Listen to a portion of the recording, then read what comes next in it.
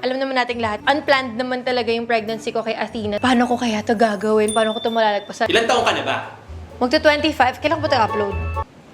Siguro ma-upload mo yan, Depende. Mamaya!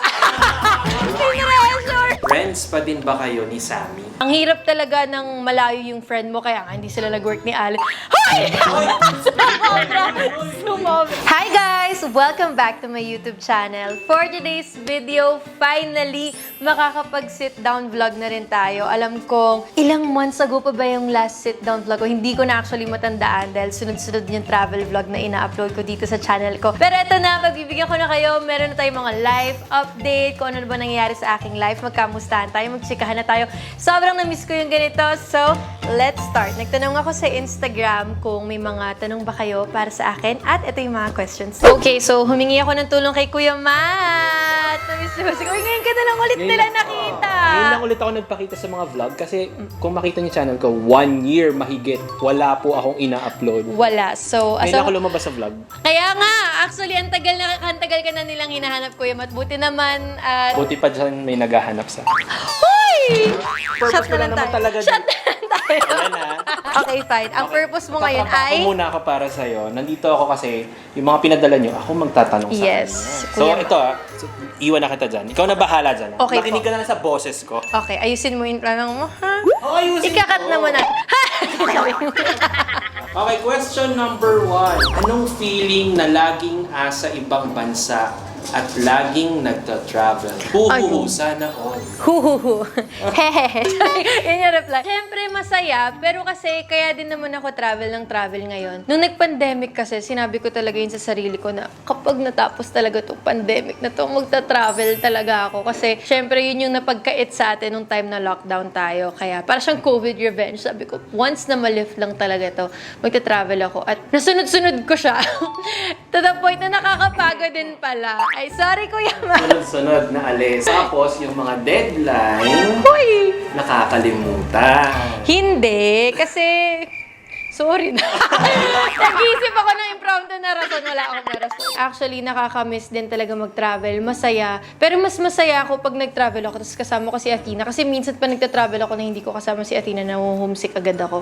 So kapag kasama ko siya, ayun, mas masaya. Ang saya din ng feeling na mababack to normal pa pala. Siyempre kasi nung pandemic, parang sabi ko, hala, kailan pa kaya ulit makaka-travel? Parang na unti-unti, patagal yung mga lockdown, nawawala na ng pag-asa para makalabas ulit. So nung nagka-chance ako na pwede nang lumabas, sinulit ko din naman. So, ang saya. Sana nag-enjoy din kayo sa mga na-upload ko na travel vlog. Okay, next question. Ito, sabi nila, what is your biggest achievement? Oh, myself. Hi! Mayaman siya.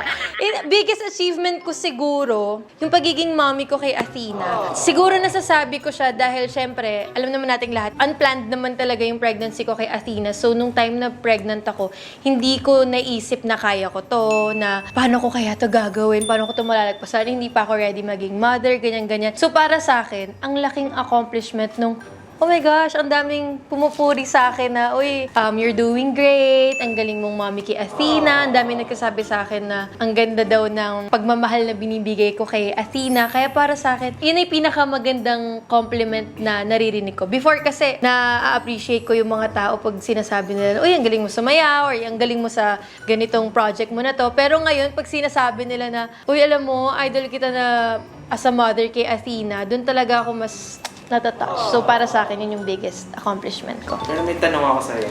Wala to sa mga pinadala nila. Ano yan? Alam mo, question din na marami to. Sino ba talaga ang kamukha niya? Si Vern o ikaw? Actually, guys, ano kasi yan? O, siya na. Adi siya na. Kapag lumaki yun, hindi, bawi na lang sa next. Uy, wala pang next. Walang kahoy. Ba't walang kahoy sa studio na to? Wag muna.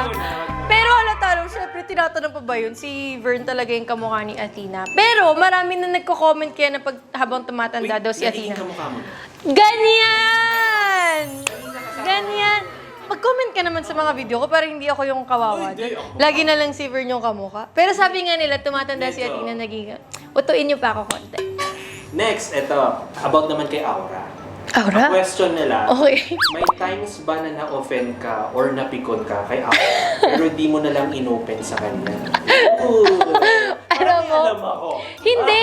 Napikon or na-offend? Never. Never akong na-offend. Never akong napikon kay Aura. Wala akong maisip na time na na-offend ako sa kanya or napikon. May time na nasaktan niya ako physically. Yon. Physically talaga kasi si Aura.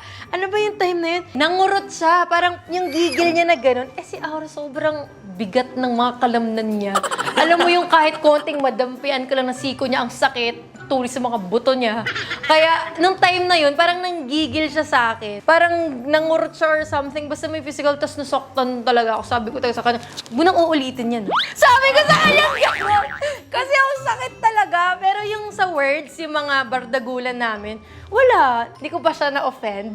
At wala pang nagkapikunan na ganap. Ganun talaga yung love language namin dalawa. Oh, eto naman. Sige, sa kaibigan pa din tayo. Okay. Friends pa din ba kayo ni Sammy? Sammy Rimando. Oo, alam mo, ang dami kong na-receive na tanong niya. Siyempre, hindi naman din kami makakapag-story ni Sammy dahil nasa ibang bansa na siya. Pero lagi kaming magka-video call ni Sammy kapag hindi siya busy. Sobrang busy niya din talaga sa work doon, magkaibang time zone. Ang hirap talaga ng malayo yung friend mo, kaya nga hindi sila nag-work ni Allen. Hoy! Sumobra yung kwento ko. Ako lang ba? Tsaka si Pwede ba Sammy. yun isama? Pwede yun isama, bakit? Okay na yun. Mature na yung dalawang yan. Huwag mo inikat ha. Huwag mo ikat yan. Mature na yung dalawang yan. Parang ako yung kinabahan. Hindi, okay lang yun sa kanila. Alam naman ng lahat na hindi sila nag-work. Hindi pa tapos. Next question na. Sabi ni Sammy, next question mo na. Next question na nag-text na sa akin si Sammy. Pero okay kami ni Sammy, nag-chatan pa kami, nag-aanuhan pa kami, nag-video call pa kami, updated pa kami sa life ng isa't isa. So okay na okay po kami, wala po. So kung updated ka kay Sammy, kamusta si Sammy ngayon? Si Sammy, ano siya ngayon? Mas determinado si Sammy ngayon. Kumpara sa unang states niya, di ba, pumunta siya dito. Ito na yung pangalawang balik niya sa states. Mas ano na siya ngayon, determined. Sana consistent, pero I wish her the best of luck Mas sa lahat. nag-grow pa siya ngayon. Yes, at doon ako nagiging proud.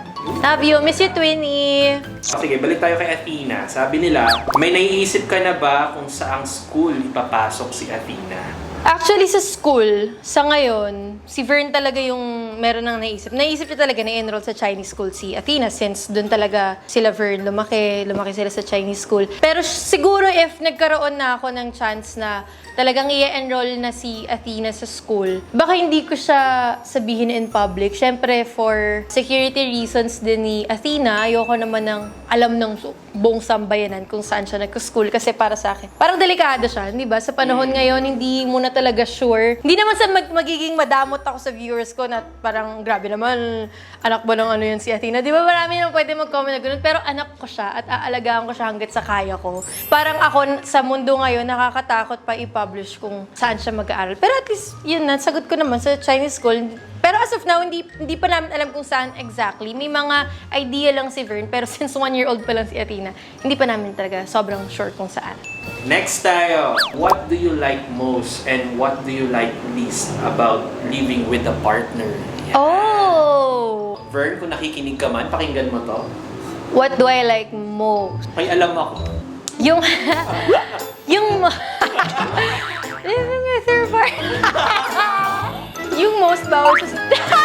What do I like most? Siyempre, ngayon, sobrang sanay ko na matulog kasama si Vern. Parang pag may time na hindi ko siya katabi matulog, medyo nahihirapan na ako. Kunyari kami lang ni Athena sa kama, medyo mahirap na. So parang nasanay na ako nakatabi si Vern. Siguro yun yung pinakagusto ko, yung makikita mo siya araw-araw, syempre. Yun yung love mo, yun yung partner mo. So happy ka na nakikita mo siya araw-araw. So yung least naman, siguro yung mga cotton buds na hindi tinatapon, yun yung stress. Yun lang yung una kong naisip. Ano ba yung least na, ano ba yung pinakaayaw mo sa pag-live-in with your partner? Yung cotton buds ni Vern. Ako yung sabi ko sa inyo, nagugwapungan kayo dyan, hindi nagtatapon ng cotton buds yan. Makikita mo ba kung ano yung nakuha niya sa tenga niya? Tapos, yung socks niya, hindi niya nilalagay sa labahan. Yun lang naman yung mga nakaka-stressful part pag live-in kayo ng partner mo. Parang sawayan si Vern kung saan siya nagubad, doon niya lang iniiwan. So, kaya yung cotton buds niya talaga, doon pinaka-naiirit ako. Pero natatanggap mo naman na ganun si Vern. Oo, pero sana baguhin niya. Paano? Tanggap ko naman, pero kung kaya mong baguhin, ang lapit lapit lang ng trash can, yung cotton buds niya kung saan-saan. Alam mo kung saan siya huling umupo, kung nasan yung cotton buds niya. Okay, so ito na, Riva, may next question tayo about business. Kasi syempre, parang ako napansin ko lahat tayong mga medyo oldies na dito sa industriya. Napansin ko lahat halos nagde-business. Yes. Sabi nila dito sa tanong nila, are you thinking of a new business po? What is it? Iniisip ko kasi kung paano ko siya sasabihin na hindi mo spoil. Pero yes, maglalabas ako ng sarili kong brand very, very soon. Sana supportahan ninyo. Hindi ko pa siya talaga masabi. Ayoko siyang ma-jinx at hindi pa kami tapos sa research and development na part. Pero sana, Kuya Matt. Naman. Na-excite ako dito at the same time kinakabahan kasi gusto ko talaga tong product na to. Alam mo yun, kapag sobrang gusto mo yung product, gusto mo siyang magustuhan din ng ibang tao. Kaya sana pag lumabas na siya, supportahan nyo. Hindi ko siya agad-agad mailabas kasi talagang pinag-aaralan talaga namin mabuti. Talagang ayoko, masaspill ko na siya. So, yun na lang muna. Bawal pa, yun na lang muna. Pero opo, to answer your question, may bago tayong venture. Pero, supportahan nyo pa rin syempre yung At The Luxury PH. Di ba nga sabi mo, tayong mga nasa business, meron tayong naiisip na kailangan may business tayo. Kasi syempre, yung pag-vlog or ang entertainment industry, hindi naman siya forever. So, kailangan mo talagang maghanap pa ng ibang ways, syempre, kung paano pa ma-reach yung goals mo. Actually guys, 2 years ago pa ata yun, nasa stage ako ng ano bang pwedeng i-business. Ano ba yung mga wala pa dito? Ano pa yung mga gagawin? Nako, ang laki ng puhunan dyan. Marami ka talagang iniisip kung paano ka mas kikita sa iba't ibang bagay. Kasi mas maganda naman din talaga kapag marami kang pinanggagalingan na source of income. Meron din ako isa-suggest sa inyo na way kung saan pa kayong pwedeng kumita ng pera. Actually, isa to sa mga pinaka-convenient way kung paano ka makakasave ng money. Meron ako nalaman na bago siyang negosyo na ang kailangan mo lang ay wifi at cellphone at kahit nasa bahay ka lang. So guys, ito ang Sitaw. Sitaw is a leading online cross-border e-commerce platform that provides a seamless and secure online shopping experience to customers worldwide. So basically guys, it's a multifunctional business platform where they allow anyone to build online stores and sell their other products. Pero di lang yan kasi they also focus on helping the sellers to market and promote their sports and outdoor products at marami pang iba. Kaya having this enough expertise ng Sitaw can really help distinguish sellers from competitors and differentiate each in the market. Actually, mas pinapadali ni Sitaw yung online business platform mo in establishing independent stations to drop shipping, pati na rin store traffic. Kaya sure na utilized ang business-to-business and even business-to-consumer operation mode ng dropshipping mo. Well, we all know that most business owners on their online business platform, they display products for their customers or buyers after receiving orders. They prepare and ship pa all the products. So imagine all these stuff from managing warehouses or stocks to after sales, pati na rin yung daily finances and operations. Sellers consumed and spent a lot of time na agad. Pero kay Sitaw, provided na all the business tools you need. How convenient and efficient. So, paano nga ba siya nag-work?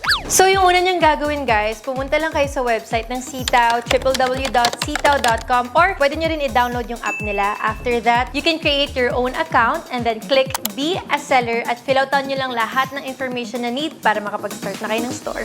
So, kapag verified na yung account niyo, pwede na kayo actually mamili ng mga products na gusto nyong i-publish sa store niyo. So guys, punta lang kayo sa product warehouse. Doon kayo mamimili ng mga gusto nyong ibenta, kung ano yung mga gusto nyong ilagay sa shop nyo, at pwede kayong maglagay ng markup na up to 8%. Pero paano mo nga ba makukuha yung kita sa binenta mo? Pumunta ka lang sa account, click Manage Profile, i-on mo ang bank payment, then fill up the details. Importante to guys ha, dahil dito isa-send ang kinita mo. Kapag okay na, pumunta ka sa My Wallet at i-click ang Send Withdraw Request, lagay mo lang ang amount,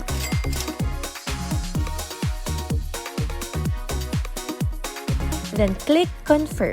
Ganun lang kasimple. Pero, paano mo naman babayaran ang puhunan ng produkto mo? Simple lang. Pumunta ka lang ulit sa My Wallet, click Recharge Wallet, at pwede kang mag-send through bank,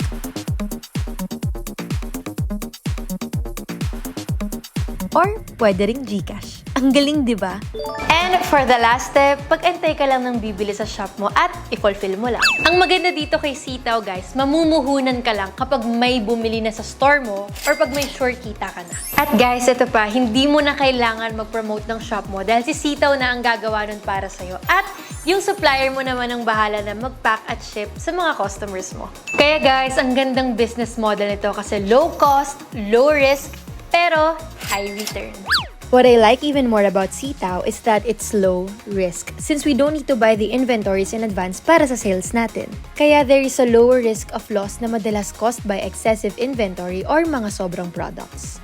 Next is low cost siya because we don't have to deal anymore sa pagbili ng inventory at pag-manage ng warehouses or spaces where we will stock our products. So basically, your store management fees are low. All that you need sa business mo ay laptop, phone, as well as an internet connection para makapag-operate. As in yun lang. Ito pa, high return siya. Kasi here sa Sitaw, super possible to market and sell a wide range of popular products without releasing mga additional piece of stocks. Kasi diba, before we sell certain products, we always need to check pa if it's worth the profit. Kaya the potential sales of your store is higher. And last, dun tayo sa madali at hindi complicated. Actually, mahirap naman talaga when we are dealing with physical products. Imagine printing, packaging, then shipping the items back can take a lot of time and require so much expertise. But with Sitaw, all you need to do is register and add your products to your store. Ganun lang. And let Sitaw handle the rest, including your logistics, para you can just focus on running your business without headaches. Mag-sign up na kayo sa Sitaw at kumita na katulad namin. So, yun na yung masashare ko din sa inyo kasi isa yan sa pinaka-convenient way kung paano kakikita dahil alam naman natin ngayon, ang hirap na ng panahon, ang dami na nating gustong maging business pero ito para sa mga gusto na sa bahay lang at meron lang wifi at cellphone. Perfect na ito para sa inyo, guys. Ayan, grabe. Alam mo, tatry ko nga rin yung ano na yan, Sitaw na yan, para may extra income ako. Sino ba naman may ayaw ng extra income? Oo, unang nasa bahay ka lang. Sa bahay ka lang. May questions pa. How do you handle conflicts or disagreements with your partner? Ooh. Iyak ka lang. Hindi, mali yun. Huwag ganun ah. Char lang yun. Toxic yan. Para sa akin talaga, syempre, 4 years na rin kami ni Vern, natutunan ko kapag may ganong klaseng conflict, compromise talaga. Kasi sa start ng relationship namin ni Vern, mahirap talaga, especially parehas kaming bunso. Parehas kaming sanay kami na kami yung nasusunod, feelings namin yung mauuna. Tapos ayun, ngayon, pag nag-compromise na kayo, pag nag-meet halfway talaga kayo, lunukan ng pride, doon talaga mag-working relationship. Promise yun. Compromise. Hindi naman porke, hindi, ako masusunod kasi babae ako. Hindi yun ganun, guys. Sino madalas nagka-compromise? Shock. Bakit ako? Ay, ganun pa rin yung ugali. Practice what you preach. Hoy, sinusarot ko lang kayo ha. Pero totoo yun. Kahit tanong nyo, huwag yun natanong si Vern. Para sa akin, nagka-compromise ako. Yun na yung pinaka-compromise ko. Okay, eto pa. May isa pang question. Wala po bang vlog? Eh, parang may utang ka na naman. Ay, ano, utang ko para kayo si Kuya Matt. Huwag nyo ko tinatanong, natatrauma ako. Wala po bang vlog yung pag-propose kay Ate Poye? Ay, If wala, oo. what was your reaction and your family? Hindi guys, kasi sa totoo lang, hindi, alam niyo yung pag sobrang kabado nyo, hindi nyo na maiisip kung anong gagawin nyo. Kasi akala mo naman ako yung magpo-propose, akala mo naman ako yung involved. Pero guys, kinakabahan talaga ako nun talaga, promise. Kasi saka nung time na lumuod yung kuya ko, hindi ko rin alam. I mean, nagulat din talaga ako no, na ay, may proposal na nangyayari sa harap ko. So, hindi ko siya maisip na i-vlog. Hindi naman humingi ng kakontsaba yung kuya ko or what. Pero talagang, hindi ko na siya naisip. Pag in the moment ka na, I'm sorry kung wala akong makitang wala akong makitang proposal na vlog. Tingnan nyo na lang yung akin pag meron. Wala! Ay, charot! Ay, charot. Hindi, kasi daw kasi, may reason na si Vern. Bawal kasi this year kasi may kakasal. Sukob ba yun? Sukob daw. Sukob lang naman eh. Wag na, charot lang. Oy, net saka actually, para lang maklaro din sa lahat. Nung nag-post kasi ako ng Q&A, 50% ng question sa akin, kailan ang kasal? Yung isang 50% naman, kailan susundan si Athena? Yung sa kasal, guys, nagbibiro-biro lang ako ng mga ganun-ganun, pero hindi ko talaga pinapressure si Vern. Hindi talaga ganun kadaling magpakasal, lalo na kay Vern na ang taas ng standard sa kasal. Alam mo yun? So, naiintindihan ko siya. Binibiro-biro ko lang yung, sana. Pero ayoko din talaga siya ma-pressure. So, sana hindi rin natin siya pressurein kasi may tiwala naman ako sa timing niya. At kapag feeling niya kailan yung right time, nandito lang naman ako. Okay, dahil dyan, actually, wala to sa script. Pero, Hi! I do! Vern, dito na si Mama. Nasa kortina! Kanina ka ba dyan? Nasa kortina. Oy, pero totoo yun, wag natin i-pressure si Vern. Ayoko naman na mag-propose siya out of pressure. Syempre kung kailan niya feel. Pero bibigyan ko siya ng ultimatum. Ang gulo! Alam niyo na kung gano'ng kagulo. Alam ko na kung bakit hindi siya nagpa-propose sa akin. Ganito yung utak ko eh. Okay, sige, dahil magulo ka naman talaga. Ah? Ito pa, para mga fans mo rin, naguguluhan sa'yo. Okay. Anong feeling na di ka namin marebatan sa broadcast? Ito yung sa Instagram. Yes, kasi para sa mga hindi nakakaalam, meron ng broadcast channel sa Instagram. Hindi lahat kasi nakaka-create, hindi rin lahat nakaka-join. Kasi bago pa lang siyang release ng Meta, hindi pa lahat nakaka-join para sa mga hindi nakakaalam. Pero ang ginawa ko kasi doon, hindi makaka-reply yung mga tao na nandun. Para siyang group chat na ako lang ang nagchat-chat. So, tamang react lang sila doon. Sinadya ko talaga yun, guys, na hindi kayo makareply. Kasi meron kaming group chat sa Messenger. Pag nagchat-chat ako doon, alam nyo kasi yung Rivaholics, hindi ko alam kung fans ko sila or bashers kasi lagi nila akong inaasar talaga. Tuwing may sinasabi ako, lagi nila akong binabara. New vlog ako. Ay, pag kunyari for example, guys, may new vlog ako. O talaga? Ano naman? Lagi nila akong ginagano. Tapos sila pagkatapos ay, okay ginaganyan nyo ako gumawa ko broadcast channel. Tamang react lang sila. So wala silang rebat. Ako lang yung asar ng asar sa kanila. Tapos hindi sila makaka-reply. Don't worry guys, hindi ko babaguhin yung settings doon. Ako lang ang pwedeng mag-chat doon para hindi nyo ako matrash talk. Pero join na kayo guys, kasi doon talaga ako nag-send ng mga hindi ko pinapost sa story or hindi ko pinapost sa kahit anong social media. Doon ko sinasend kapag may new update sa life ko kung may pakialam lang naman kayo sa akin. We're down to our last two questions. Okay. What is the best part about being your age? Oh! Ganda ng question. Ilan taong ka na ba? Magto-25. Kailan ko ba ito upload? Siguro ma-upload mo yan, Depende. Mamaya. Pressure. SDE talaga. Turning 25. Mag-25 na ako. Best part, siguro mas open sa failures. Yung age na to kasi, syempre sa age natin, ang daming isip na, ayoko mag-fail, ayoko mag-ganito, ayoko mag-ganyan. Diba? Parang ang dami nating mga iniisip na mag-fail tayo. Pero I think this is the perfect age to make mistakes. Kasi, syempre, iniisip lang natin na ayaw natin magkamali. Pero sa totoo lang, bata pa natin, marami pa tayong pagdadaanan, marami pa tayong kailangan matutunan. Kaya, ito na yung time na gawin mo kung anong gusto mong gawin. Kung magkakamali ka, that's okay, that's part of life. Tapos bangon ka ulit. Vote niyo ako Pero yun, feeling ko yun yung best part kasi may room for mistakes. Very mature yung sagot mo dun. Mature naman talaga ako. Saan part? Okay. Ba't ba kasi ikaw yung nagtatanong? Si Bennett na lang, mas mabait si Bennett. Ano ka? Mas Ikaw may mga side comments kasi yung mga nagtatanong. Ganun talaga, alam mo lahat ng baho mo. Pwede naman magtanong lang, hindi ko moment. Ganun talaga. Next vlog ko guys, si Bennett magtatanong sa akin. Ay, ganun. Sige. Dahil sa last question na tayo. Okay. Gandahan mo sagot dito. Last Okay, na-pressure naman ako. Contented ka na ba sa mga kung anong meron ka ngayon or may gusto ka pang ma-achieve? Guys. Ay! Hindi, sa totoo lang, to be honest, hindi naman tayo ma-filter talaga dito. Pero ako, marami pa akong gustong ma-achieve. Happy ako. Kung tatanungin niyo kung happy ako sa life ko, happy ako. Sobrang happy ko sa life ko ngayon, sa lahat ng nangyayari sa akin. Sobrang happy ng heart ko at peace ako ngayon.